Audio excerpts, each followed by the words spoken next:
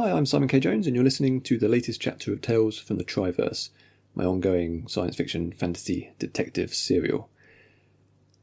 Previously on the Triverse, Lola Stiles suffered a particularly nasty attack and has been in a coma for a long while. And last week, she finally awoke. The Apalan Rainforest, Palinor, 3203, early Frostfield. There was a distance between Lola Stiles and her body, and in between was a dense fog. She was a remote puppeteer, awkwardly manipulating her limbs, tugging on the strands and expecting movement. Resolutely, she would not move. Her awareness drifted back and forth, never awake, never asleep, and no matter how she willed her body to respond, she remained trapped. There was no comprehension of time or of place. Only her body, stripped of movement, held in place by its own seemingly infinite inertia, suspended in nowhere while she screamed soundlessly at no one.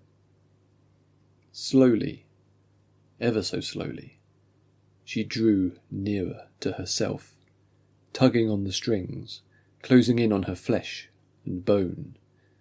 It made for an uncomfortable skin, as if she were wearing a suit that was too tight.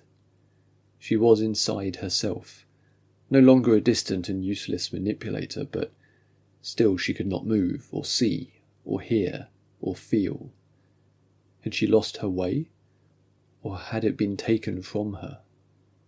No memories were within reach that made sense. She was Lola Stiles. She was a detective. She wasn't at home. The rest was in the fog.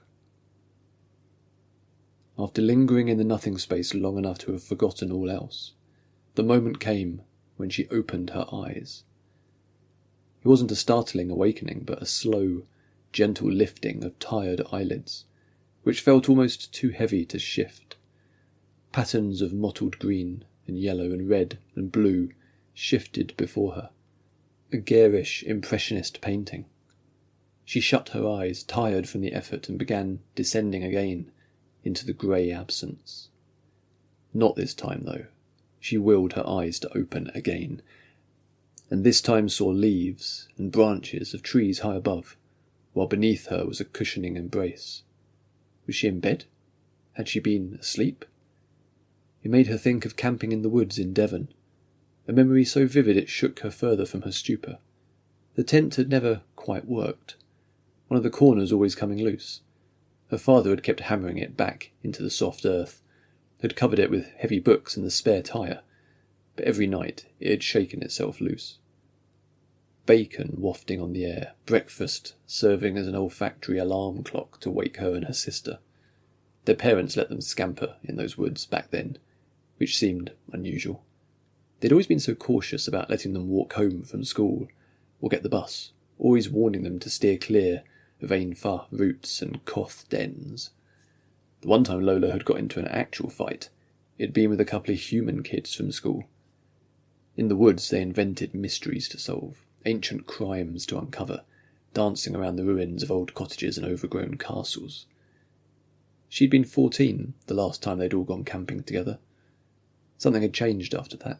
Her parents always sniping at each other, and mealtimes awkward and tense. As she stared up at the trees, her brain began to piece her life back together. Memory after memory, sensation after sensation.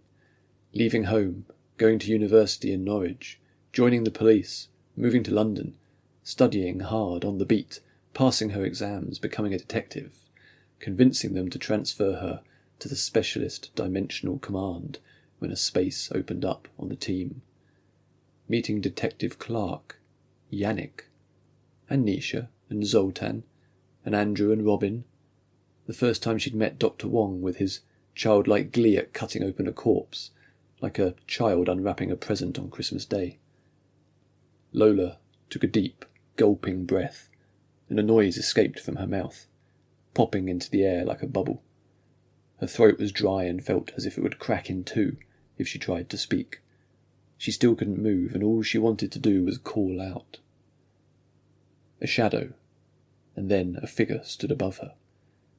It wasn't Clark or any of the others. Who was it? It was a girl, young, short, with pointed ears and wild tufts of coloured hair. An Ainfa. Where was she? "Lola?" the girl asked, leaning over, incredulous. "Lola, are you awake?" A wide grin spread over the girl's face. She touched Lola's shoulder, then her forehead, the sensation coursing through Lola. For the first time in a long while, she felt alive. "It's okay," the Ainfa said. "Don't try to move, I'll get the others." She turned away and Lola wanted to scream, "Don't go." "Hey!" the Ainfa shouted, jumping up and down and waving her arms. "Hey everyone, come quickly, Lola's awake!" The sound beating back and forth from one ear to the other, as if someone were boxing the sides of her head. The girl's name was Zlati. She remembered dimly and realised then that she wasn't on Mid-Earth. She was on Palinor, and she'd been in trouble somehow. Others were there, surrounding her on all sides, talking excitedly, so fast that she couldn't make out the words. "Help her up," someone said. "Gently now, just so she can sit up." It sounded like Yana, though Lola couldn't quite remember who Yana was. Arms gripped her under the shoulders and on the back of her head, and she was lifted upright, her body fighting them all the way, her joints creaking.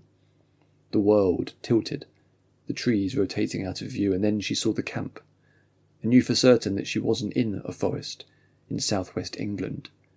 It was a rainforest, and this was the Okehu camp. "Lola," said a voice, and then she was being hugged and supported so that she didn't fall back down, and the voice continued. "You've come back," the woman said. "You've come back to us. I've missed you, Lola Stiles. I love you." The face of the speaker came into focus. Light brown skin, a row of studs running along the edge of one ear, painted pale lips, dark markings tattooed on her neck, a prominent nose and strong jaw. She was called Darila. Yes, of course she was Darila. "Darila," Lola tried to say, but it came out garbled. Her face felt too heavy. "There's no rush," Darila said, her face lined with tears. She couldn't stop smiling. "We've got you." She leaned in again, wrapping her arms around Lola, an embrace that meant safety. Lola had little choice in the matter, but allowed her body to rest into the crook of Darila's neck, thrilling to the sensitivity. Her senses had been starved, and were now entirely overwhelmed. Piece by piece, Lola was coming back to life. The thrumming in her ears subsided. She could feel her legs, spiking pins and needles running up and down them as she tentatively wiggled her toes. Her fingers twitched, and she could almost lift her arms to hug Darila in return. Happy faces stood all around, and she recognised them one by one. Yana, Slava, Maxim, Zlati. Their expressions gave her even more determination, and so she managed a painful smile. Darila staggered against her, groaning, and they nearly both fell back onto the camp bed. She moved away from Lola, still holding her, but a look of dismay on her face.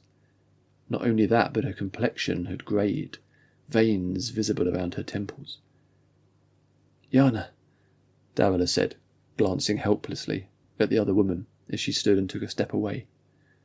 Zlati darted forward and caught Lola, laying her back down gently until her view was once again of the tree canopy. "What?" Lola managed to say, her tongue swollen and lazy.